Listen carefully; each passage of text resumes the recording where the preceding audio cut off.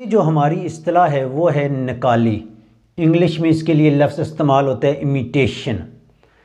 नकाली ये टर्म या इस्तिलाह अफलातून से यादगार है।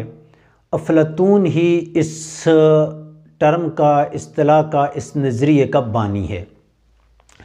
अफलातून नकाले की दुनिया में यानी इस नज़रिए का कायल है कि तमाम जो चीज़ें हमारे पास मौजूद हैं वो आलम मिसाल का कायल है।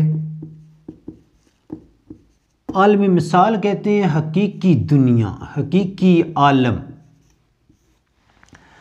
अफलातून दो चीज़ें बयान करता है। कहते हैं कि हमारे पास तमाम मादी चीज़ें, नंबर वन क्या कहते हैं, तमाम मादी चीज़ें दर हकीकत नकल है किसकी भाई, हकीकी आलम की। गोया कि हमें इस चीज़ से वाज़ेह चीज़ मिली, सामने आई कि जो चीज़ हमारे पास मौजूद है, मादियत रखती है, जिस्म रखती है, वजूद रखती है, उस चीज़ का वजूद दर हकीकत हकीकी आलम में था और उस हकीकी आलम से ये मादी चीज़ क्या है, उसकी नकल है। अफलातून एक कदम आगे बढ़ाता है, कहता है कि जो शायर शायरी करता है वो दर हकीकत इन मादी चीज़ों की नकल करता है।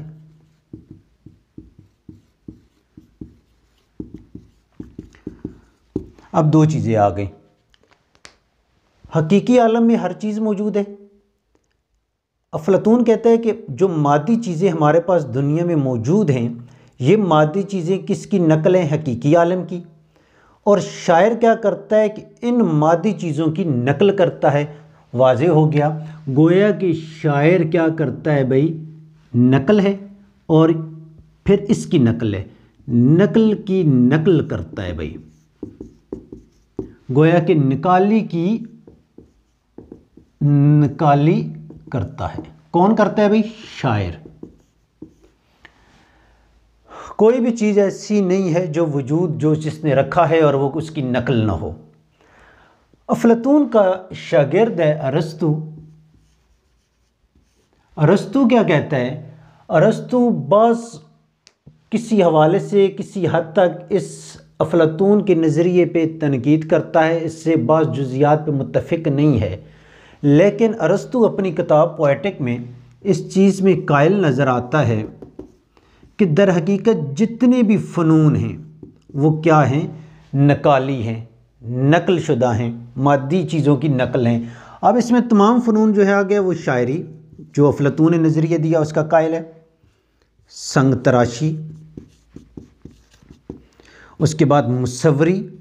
गोया कि ये जो चीज़ें मौजूद आ रही हैं फ़नून लतीफ़ा में, मौसीकियत है, ये नकल की नकल करके आगे स्टेप शायर, मौसीकार, मुसव्विर ये चीज़ उठाते हैं।